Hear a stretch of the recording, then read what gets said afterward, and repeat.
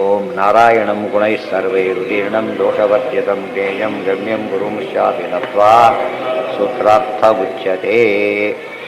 ಓಂ ಓಂ ಅಥಾತೋರ್ಮ ಜಿಜ್ಞಾಸ ಓಂ. ಮಾತರಿಶ್ವಾದಿಕರಣವತ್ತು ಏನಂತ ನಾವ್ಯದ ಶ್ರುತೇ ಅಸ್ತಿತು ಗೌಣೀಯ ಸಂಭವಾತ್ ಶಬ್ದಾಚ್ಯ ಶಾಚ್ಯ ಏಕಶ್ಚ ಬ್ರಹ್ಮಶಬ್ದವತ್ ಪ್ರತಿಜ್ಞಾಹಾನಿ ಅವ್ಯತಿರೇಕಾತ್ ಶಬ್ದೇಭ್ಯ ಯಾವದ್ವಿಕಾರಂತು ವಿಭಾಗೋ ಲೋಕವತ್. ಅಲ್ಲಿಗೆ ಅದೇ ಮುಗೀತದು. ವಿಭಾಗ ಅಂದ್ರೆ ಏನರ್ಥ ಹೇಳಿದರು? ಅಲ್ಪಶಕ್ತಿ ಅಂತೇಳಿ. ಖಂಡ ಶಕ್ತಿ ಬರಲಿಲ್ಲ. ಈಗ ಅಖಂಡ ಪರಮಾತ್ಮನ ಪ್ರಶ್ನೆ ಬರೋದೇ ಇಲ್ಲ. ಅಖಂಡ ಶಕ್ತಿ ಇವ್ರದೆಲ್ಲ ಎಂಥದ್ದು? ಖಂಡ ಶಕ್ತಿ. ಅದು ಅಖಂಡ ಆಗೋದು. ಮುಕ್ತಿಗೆ ಹೋದಾಗ ಅಖಂಡ. ಇರೋ ಶಕ್ತಿನೇ ಫುಲ್ ಅಷ್ಟೇ. ದೇವ್ರದ್ದು ವ್ಯಾಪ್ತವಾಗಿ ಅಖಂಡ, ನಮ್ಮದು ಲಿಮಿಟೆಡ್ ಸೆನ್ಸಲ್ಲಿ ಅಖಂಡ. ಅಥಃ ನಿತ್ಯಾಶ್ಚ ನಿತ್ಯಾಶ್ಚ ತೇಜೋ, ಆಮೇಲೆ ಅನ್ನ ಆಕಾಶ ಇತಿ ತಾನಿ ಅನಿತ್ಯಾನಿ ವಾಯುರ್ವಾವ ನಿತ್ಯೋ ವಾಯುನಾಹಿ ಸರ್ವಾಣಿ ಭೂತಾನಿ ನೇನೀಯಂತೆ. ಈಗ ಇನ್ನೊಂದು ಪ್ರಶ್ನೆ ತೆಗೆದ. ಆಕಾಶದ ವಿಷಯ ಬಿಟ್ಟುಬಿಡಿ, ವಾಯು ಶಬ್ದಕ್ಕೆ ಬರೋಣ. ವಾಯುದೇವರು ನಿತ್ಯ. ನಿತ್ಯ ಅಂಥೇಳಿ ಯಾಕೆ ಹೇಳ್ತಾರೆ ಅಂದರೆ, ಭಾರಿ ಭಕ್ತಿಯಿಂದೇನು ಹೇಳೋಕೆ ಕೊಟ್ಟಿಲ್ಲ. ನಿತ್ಯ ವಸ್ತು ಸೃಷ್ಟಿ ಮಾಡಕ್ಕೆ ಬರೋದಿಲ್ಲ. ಆದ್ದರಿಂದ ವಿಷ್ಣು ಸರ್ವಕರ್ತನಲ್ಲ ಅಂತ ಹೇಳಬೇಕಾಗಿದೆ. ಅದಕ್ಕೋಸ್ಕರ ವಾಯು ನಿತ್ಯತ್ವ ಹೇಳ್ತಾರೆ. ವಾಯು ಭಕ್ತ ಅಂತ ಹೇಳ್ಕೊಳಕ್ಕೆ ಹೋಗಬಾರ್ದು. ಆಕಾಶ ಇತಿ ತಾನಿ ಅನಿತ್ಯಾನಿ ವಾಯುರ್ವಾವ ನಿತ್ಯ. ಉಳಿದೆಲ್ಲ ಅನಿತ್ಯ, ವಾಯುದೇವರು ನಿತ್ಯ. ವಾಯುನಾಹಿ ಸರ್ವಾಣಿ ಭೂತಾನಿ ನೇನೀಯಂತೆ. ಯಾಕೆ ಗೊತ್ತಾ? ವಾಯು ಎಲ್ಲ ಪ್ರಾಣಿಗಳು ಕೂಡ ಬದುಕಿರೋದು ವಾಯುದೇವರಿಂದ. ಅಂದಮೇಲೆ ಅವ್ರು ಗ್ರೇಟ್ ಆದರಲ್ಲ, ಅವನ್ನೇನು ದೇವ್ರ ಸೃಷ್ಟಿ ಮಾಡೋದು ಅಂತ ಪ್ರಶ್ನೆ ಬಂದಾಗ ತಲವಕಾರದ್ದು ಅದೇ ಬಂದಿರೋದು. ಈಗ ಸೇಮ್ ಅದೇ ಆಗುತ್ತದೆ. ಅಥಃ ಚೇತನಾಶ್ಚ ಅಚೇತನಾಶ್ಚ ತೇಜೋ ಅಪನ್ನಾನಿ ಆಕಾಶ ಇತಿ ತಾನೇ ಅಚೇತನಾನಿ ವಾಯುರ್ವಾವ ಚೇತನೋ ವಾಯುನಾಹಿ ಸರ್ವಾಣಿ ಭೂತಾನಿ ವಿಜ್ಞಾಯಂತೆ. ಉಳಿದೆಲ್ಲ ಅಚೇತನಗಳು ಆಕಾಶಾದಿಗಳು. ಆದರೆ ವಾಯು ಹಾಗಲ್ಲ, ಚೇತನ. ಎಲ್ಲ ಕಾರಣದಿಂದ ಏನಂತ ಹೇಳಬೇಕಾದ್ರೆ ನಿತ್ಯ ಅಂತ ಒಪ್ಪಬೇಕು. ನೀವೀಗ ಒಪ್ಪಿದ ಮೇಲೆ ಸರ್ವಕರ್ತೃತ್ವ ಅದು ಬಿಡಬೇಕು. ಕ್ವಚಿದ್ ಅಂಗ ನಮಸ ಹೇ ವೃಧಾಸಃ ಪುರಾ ದೇವ ಅನವದ್ಯಾಸ ಆಸನ್ ತೇ ವಾಯವೇ ವನವೇ ಬಾಧಿತಾಯ ಅವಾಸಯನ್ನುಷಸಂ ಸೂರ್ಯೇಣ ಸಾವಾ ಏಷಾ ದೇವತಾ ಅನಾದಿಹಿ ಯೋ ಅಯಂ ಪವತೆ. ಎಲ್ಲ ಅದೇ ಪವತೆ ಅಂದರೆ ಪವನ. ಪವನ ಅನಾದಿ ದೇವತೆ. ಅದೇ ರೀತಿ ವಾಯುದೇವರು ವನವೇ ಬಾಧಿತಾಯ ಮತ್ತು ಆವಾಸೆಯನ್ನುಷಸಂ ಸೂರ್ಯೇಣ ಅನವದ್ಯಾಸ ಆಸ. ನಿನ್ನಿಂದ ದೇವತೆಗಳೆಲ್ಲ ಏನಾಗ್ತಾರೆ? ಅನವದ್ಯರಾಗಿಬಿಡ್ತಾರೆ, ಅಂದರೆ ನಿರ್ದೋಷರಾಗ್ತಾರೆ. ವಾಯು ಪ್ಯೂರಿಫೈ ಮಾಡುತ್ತೆ ಅಂತ ಅರ್ಥ. ವಾಯುದೇವರು ಪ್ಯೂರಿಫೈ ಮಾಡ್ತಾರೆ. ಆಚಾರಶಾಸ್ತ್ರ ವಾಯುಸೇವ ಶಾಸ್ತ್ರ ಆದ್ದರಿಂದ ಮೈಂಡನ್ನು ಪ್ಯೂರಿಫೈ ಮಾಡ್ತಾ ಹೋಗುತ್ತೆ. ಗೊತ್ತಾಯ್ತಾ? ಮೈಂಡ್ ಪ್ಯೂರಿಫಿಕೇಷನ್ ಇರಬೇಕು. ಅದನ್ನೇ ಹೇಳಿದ್ದೇನಂತ ಉತ್ತಮ ಶ್ಲೋಕ ಕಿಂತುತ್ತಮ ಶ್ಲೋಕ ಶಿಖಾಮಣಿನ ಮನೋವಿಶುದ್ಧೈ ಚರಿತಾನುವಾದ. ಉತ್ತಮ ಶ್ಲೋಕ ಶಿಖಾಮಣಿಗಳು. ಬರೀ ಉತ್ತಮ ಶ್ಲೋಕರು ಭಗವದ್ಭಕ್ತರು ಭಾಗವತರು. ಶಿಖಾಮಣಿ ಅಂದರೆ ಶ್ರೇಷ್ಠರು ಅಂದರೆ ವಾಯುದೇವರು. ವಾಯುದೇವರು ಅವ್ರ ವರ್ಣನೆ ಯಾವುದಕ್ಕೆ ಅದು ಯಾರು ದೊಡ್ಡವರು ವರ್ಣನೆ ಮಾಡಿದರೂ ಮನಃಶುದ್ಧಿ ಆಗ್ತದೆ.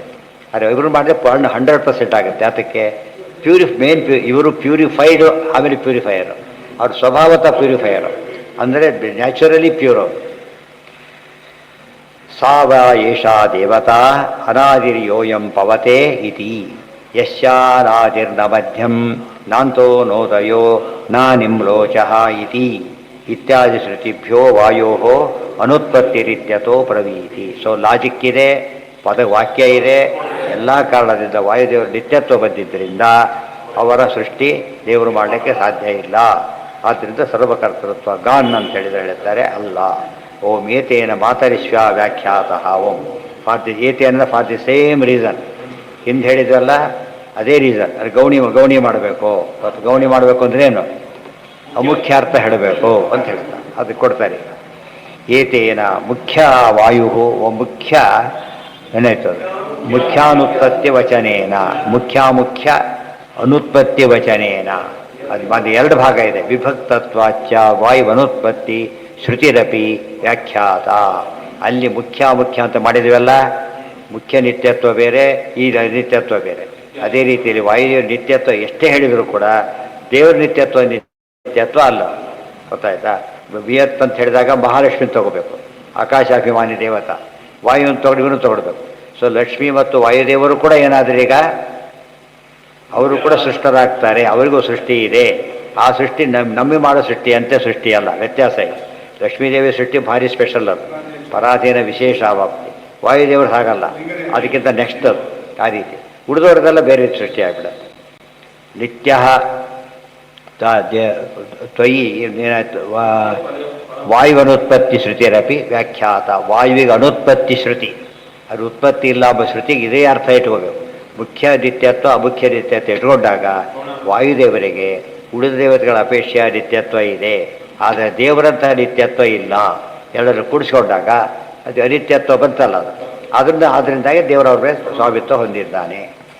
ನಿತ್ಯ ಪರಮನಿತ್ಯಶ್ಚ ತಥಾ ನಿತ್ಯ ಪರಸ್ತಥಾ ಚತುರ್ಧೈತ ಜಗತ್ಸರ್ವಂ ಪರಾನಿತ್ಯಂತೂ ಪಾರ್ಥಿವಂ. ಎಷ್ಟು ಕ್ಲಿಯರ್ ಮಾಡ್ತಾರೆ, ಅದಕ್ಕೆ ಭಾಷ್ಯ ಅಂತ ಕರೆಯೋದು. ನಾವು ಎಷ್ಟಿವೆ ಗೊತ್ತಾ? ನಿತ್ಯ ಪರಮನಿತ್ಯಶ್ಚ ತಥಾ ಅನಿತ್ಯ ಪರಸ್ತಥಾ. 4 ಭಾಗ ಇದೆ. ಒಂದು ನಿತ್ಯ, ಇನ್ನೊಂದು ಪರಮನಿತ್ಯ, ಮತ್ತೊಂದು ಅನಿತ್ಯ, ಮತ್ತೊಂದು ಪರನಿತ್ಯ. ಇಷ್ಟೆಲ್ಲ ಇದೆ. ಅದರಲ್ಲಿ ಪರಮನಿತ್ಯತ್ವ ಇರೋದು ಯಾರಿಗೆ? ಅದಕ್ಕೆ ನಿತ್ಯೋ ನಿತ್ಯಾನಾಂ ಅಂತ ಕರೆದು, ನಿತ್ಯರಲ್ಲಿ ನಿತ್ಯ ಅಂತ ಕರೆದು. ಇವರೆಲ್ಲ ನಿತ್ಯ, ಕೆಲವು ಘಟನೆ ಅನಿತ್ಯ, ಅವು ನೋಡ್ತಿಲ್ಲೇ ನಿತ್ಯ ಅಂತ ಗೊತ್ತಾಗ್ಬಿಡುತ್ತೆ. ಹಾಗಲ್ಲ, ನಿತ್ಯತ್ವದಲ್ಲೂ ಕೂಡ ಏನಿದೆ, ಒಂದು ರೀತಿ ಅನಿತ್ಯತ್ವ ಇದೆ. ಯಾವ ಅನಿತ್ಯತ್ವದ ಒಂದು ಟ್ರೇಸು ಇಲ್ಲ ಅಂದರೆ ಯಾರದು? ಪರಮ ದೇವರು ಮಾತ್ರ ಆ ರೀತಿ ಇರೋದು.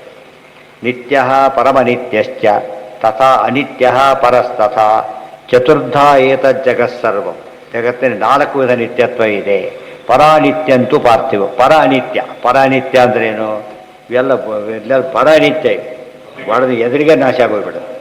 ಅದು ಹಾಗಲ್ಲ, ಎದುರಿಗೆ ನಾಶ ಆಗಷ್ಟಲ್ಲ, ಸ್ವಲ್ಪ ಟೈಮ್ ತೊಗೊಂಡು ನಾಶ ಆಗುತ್ತೆ. ಭಾರಿ ಲಾಂಗ್ ಟೈಮ್ ತೊಗೊಂಡುತ್ತೆ. ಯಾವ ರೀತಿಯ ನಾಶದ ಕಾನ್ಸೆಪ್ಟೇ ಇಲ್ಲ ಅಂದರೆ ದೇವ್ರಿಗೆ ಒಂದೇ ಪರಮನಿತ್ಯ ಅಂತ. ಅನಿತ್ಯಾನಿತ್ಯ ಭೂತಾನಿ ನಿತ್ಯೋ ವಾಯುರುದಾಹೃತ.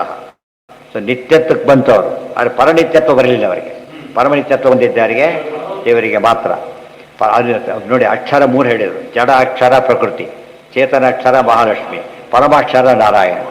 ಅಕ್ಷರ ಅಂದರೆ ನಾಶ ಇಲ್ಲದ್ದು. ನಾಶ ಇಲ್ಲದಲ್ಲಿ 3 ವಿಧ ಹೇಗಿದೆಯೋ ಇದು ಹಾಗೇ ಇದೆ. 4 ವಿಧ ಇದೆ. ಪರಸ್ತು ನಿತ್ಯ ಮುಖ್ಯ ಪ್ರಕೃತಿ ಕಾಲ ಏವಚ. ಪ್ರಕೃತಿ ಕಾಲ ಇವೆಲ್ಲ ಕೂಡ ಪರನಿತ್ಯಗಳು. ಏತಶ್ಚತುಷ್ಟಯಂ ವಿಷ್ಣು ಸ್ವಯಂ ನಿತ್ಯ ಪರಾತ್ಪರ. ಪರಮ ನಿತ್ಯತ್ವ ದೇವರಿಗೆ ಮಾತ್ರ ಇರೋದ್ರಿಂದ ಆತ ಸರ್ವ ಸೃಷ್ಟಿಕರ್ತ, ಏನು ಬಾಧಕ ಇಲ್ಲ. ಪ್ರತಿವ್ಯೂಹ್ಯ. ಇವತ್ತು ಕ್ಲಾಸ್ 1 ಆಫೀಸರು ಪರ್ಮನೆಂಟು, ಗೊತ್ತಾಯ್ತಾ? Class 2 permanent. ಆದರೆ ಇವನು ನಿಯಂತ್ರಣ ಮಾಡೋ ಶಕ್ತಿ ಅವನಿಗಿದೆ. ಇಬ್ಬರು ಪರ್ಮನೆಂಟ್ ಅಂತ ಹೇಳಿ ಇದು ಮಾಡಕ್ಕೆ ಬರಲ್ಲ. ಅವನ ನಿತ್ಯತ್ವ ಜಾಸ್ತಿ ಇದೆ ಇವನ ನಿತ್ಯತ್ವಕ್ಕೆ. ಇವನು ಟೆಂಪರರಿ, ಅವನ ನಿತ್ಯತ್ವ ಇನ್ನೂ ಕಡಿಮೆ ಆಗೋಯ್ತು. ಆ ಥರ ಅದರಲ್ಲೂ ಟೆಂಪರರಿ ನಿತ್ಯತ್ವದಲ್ಲಿ ಇಂಡೆಫಿನೆಟ್ ಟೆಂಪರರಿ ಬೇರೆ, ಡೆಫಿನೆಟ್ ಟೆಂಪರರಿ ಬೇರೆ. ಅಂಟಿಲ್ ಫಲ್ಡರ್ ಆರ್ಡರ್ಸ್ ಕೊಟ್ಬಿಟ್ಟಿರ್ತಾರೆ. ಅದು ಎಷ್ಟು ವರ್ಷ ಬೇಕಾರಾಗ್ಬೋದು, ನೆಕ್ಸ್ಟ್ ಇಯರ್ ಆಗ್ಬೋದು. ಕೆಲವು ಆಗಲ್ಲ, ಟೈಮ್ ಬೋರ್ಡ್ 1 ತಿಂಗಳು ಬೋದಾಯ್ತು ಅಷ್ಟೇ. ಈಗ ಹೇಳ್ತಿದ್ದಾರಲ್ಲ, ಈಗ ಅದೇ ಹೇಳ್ತಿರೋದು. ಎಕ್ಸ್ಪ್ಲೇನ್ ಮಾಡ್ತಿದ್ದಾರೆ. ಈಗ ಅದನ್ನು ಎಕ್ಸ್ಪ್ಲೇನ್ ಮಾಡ್ತಾ ಇದ್ದಾರೆ ನೋಡಿ. ಈಗ ಏತಶ್ಚತುಷ್ಟಯಂ ವಿಷ್ಣು ಸ್ವಯಂ ನಿತ್ಯ ಪರಾತ್ಪರ ಪ್ರತಿವ್ಯೂಹ್ಯ ವ್ಯೂಹ್ಯ ಚಾಸೌ ಅತಿಥ್ಯ ಜನಾರ್ದನ ಪಾರಯತ್ಯನಿಶಂ ದೇವೋ ನಿತ್ಯಾನಂದೈಕಲಕ್ಷಣ ಇತಿ ಕೌರ್ಮೆ. ಪ್ರತಿವ್ಯೂಹ್ಯ, ಪ್ರತಿಯೊಬ್ಬರೊಳಗೆ ಸೇರಿ ಅವನು ಫಂಕ್ಷನ್ ಮಾಡಿಸಿ ಎಲ್ಲ ಮಾಡ್ತಾನೆ ಪರಮಾತ್ಮ.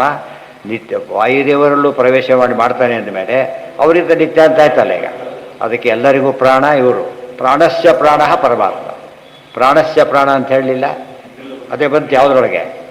ತಲವಕಾರದಲ್ಲೇ ಬಂತು ಪ್ರಾಣಸ್ಯ ಪ್ರಾಣ ಅಂತೇಳಿ. ಆದ್ದರಿಂದ ಚಕ್ಷುಷಶ್ಚಕ್ಷು ಮನಸಃ ಮನಃ ಪ್ರಾಣಸ್ಯ ಪ್ರಾಣ ದೇವರು. ಆದ್ದರಿಂದ ವಾಯುದೇವರ ನಿತ್ಯತ್ವ ಯಾರ ಅಧೀನ ಆಯ್ತು? ಈಗ ಜೊತೆಗೆ ವಾಯುದೇವರು ಅವತಾರ ರೂಪ ಮುಕ್ತರಾಗಬೇಕು. ಪ್ರಕೃತಿಯ ಬಂಧನ ಇದೆ ಅವರಿಗೀಗ. ಆದರೆ ಎಂಥ ಬಂಧನ? ಅದು ದಗ್ಧ ಪಟಾಯಮಾನ ಬಂಧನ. ಸ್ಟಿಲ್ ಏನದು? ಮುಕ್ತಿ ಅಲ್ಲ. ಮುಕ್ತಿ ಅಂತ ಹೇಳೋದಕ್ಕೆ ಒಂದು ಚೂರು ಅಡ್ಡ ಕೂತಿದೆ ಈಗ, ಗೊತ್ತಾಯ್ತಾ?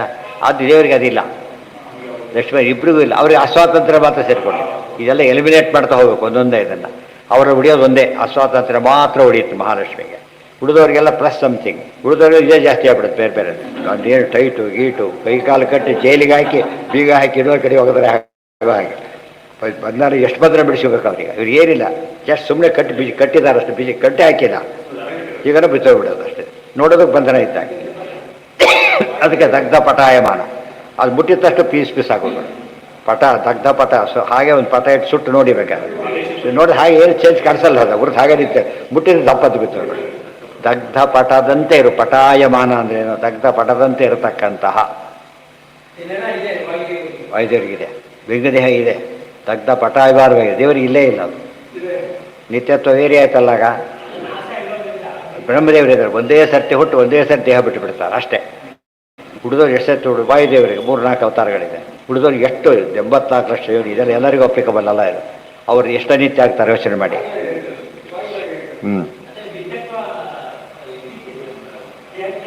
ಏನ ಈತ ಪರಮನಿತ್ಯದಲ್ಲಿ ದೇವರೊಬ್ಬರೇ ಬರೋದು, ಇನ್ಯಾರು ಬರೋದಿಲ್ಲ. ಪರಮನಿತ್ಯ ದೇವರೊಬ್ಬನೇ, ಇನ್ಯಾರು ಪರಮನಿತ್ಯರಲ್ಲ. ಇತಿ ಮಾತರಿಶ್ವಾಧಿಕರಣಂ.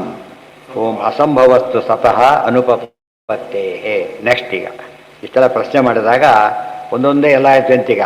ಕೊನೆಗೆ ಆಯ್ತು ಬಿಡಿ, ನಿಮ್ಮ ದೇವ್ರು ಭಾರಿ ದೊಡ್ಡವನು ಒಪ್ಕೊಂಡ್ಬಿಡೋಣ, ಅವ್ರ ಸೃಷ್ಟಿ ಯಾರು ಮಾಡ್ತಾರೆ ಅಂತ ಹೇಳಿದ. ಅವ್ರು ಮಕ್ಕಳೇ ಪ್ರಶ್ನೆ ಕೇಳ್ತಾರೆ, ಇವರಪ್ಪ ಇವರು ದೇವರಪ್ಪ ಯಾರು ಅಂತ ಕೇಳ್ತಾರೆ ಫಸ್ಟ್. ಸಿಂಪಲ್ ನೆಕ್ಸ್ಟ್ ಪ್ರೋಸೆಸ್ ಅದು, ಉತ್ತರ ಕೊಡ್ತಾರೆ. ಅಸಂಭವಸ್ತು ಸತಃ ಅನುಪಪತ್ತೇ. ದೇವರಿಗೆ ಸೃಷ್ಟಿ ಹೆಸರು ಕೂಡ ಇಲ್ಲ, ಇಂಪಾಸಿಬಲ್ ಅದು. ಯಾತಕ್ಕೆ? ಸೃಷ್ಟಿ ಮಾಡೋಕ್ಕೆ ಇನ್ನೊಬ್ರು ಇರ್ಬೇಕಂತವ್ನು, ಅಂಥವ್ನು ಇಲ್ಲ ಅಂದರೆ ಸೃಷ್ಟಿ ಮಾಡೋದೇನು ಬಂತು? ಅನುಪಪತ್ತಿ, ಇರ್ಲಿಕ್ಕೆ ಸಾಧ್ಯನೇ ಇಲ್ಲ. ಸೊ ಅಸಂಭವ ಅಂದ್ರೇನು? ಇಂಪಾಸಿಬಲ್ ಅದು. ಉಳಿದವರಿಗೆ ಡಿಫಿಕಲ್ಟ್, ಇವರು ಇಂಪಾಸಿಬಲ್ ಹೇಳಿದರೆ ಚಾನ್ಸೇ ಇಲ್ಲ. ನೋಡಿ, ದೇವರಿಗೆ ಸುಟ್ಟರು ಇದೆಯಾ ಅಂತ ಪ್ರಶ್ನೆಗೆ ಹೇಳಿದ್ರು ಇಲ್ಲ. ಸೊ ಜನ್ಮಾದಿ ಅಸ್ಯ ಯತಃ ಅಸ್ಯತು ಜನ್ಮಾದಿ ನಾಸ್ತಿ. ಇದಕ್ಕೆಲ್ಲ ಜನ್ಮಾದಿ ಇವನಿಂದ ಇದೆ, ಇವನಿಗೆ ಜನ್ಮಾದಿಗಳು ಇಲ್ಲೇ ಇಲ್ಲ. ಆ ರೀತಿ ಅರ್ಥ ಮಾಡ್ಬೋದು. ಅಸದ್ವಾ, ಅದು ಡೀಟೇಲ್ಸ್ ಎಲ್ಲ ನಾಳೆ ಅದ್ರ ಬಗ್ಗೆ. ಒಟ್ಟು ದೇವರಿಗೆ ಸೃಷ್ಟಿ ಇಲ್ಲ ಅಂಬೋದು ಮೇನ್ ಪಾಯಿಂಟ್ ಅದರಲ್ಲಿ. ಅದನ್ನೆಲ್ಲ ಎಕ್ಸ್ಪ್ಲೇನ್ ಮಾಡ್ತಾರೆ. ಉಳಿದವರಿಗಿರೋ ಅನಿತ್ಯತ್ವದ ಟ್ರೇಸ್ ಕೂಡ ದೇವರಲ್ಲಿಲ್ಲ. ಅದು ಗಟ್ಟಿ ಮಾಡ್ಕೊಂಡ್ಬಿಟ್ರೆ ಆಗ ದೇವರನ್ನ ಸತ್ ಅಂತ ಉಪಾಸನೆ ಮಾಡಬೇಕು, ಅಂತ ಈ ಸತ್ ಅಂತ ಉಪಾಸನೆ ಮಾಡಬೇಕು. ಗೊತ್ತಾಯ್ತಾ? ಈ ಸತ್ ಅಂತ ಹೇಳಬೇಕು ಹೊರತು ಆ ರೀತಿ ಅಲ್ಲಿ ಮಾಡಕ್ಕೆ ಬರಲ್ಲ.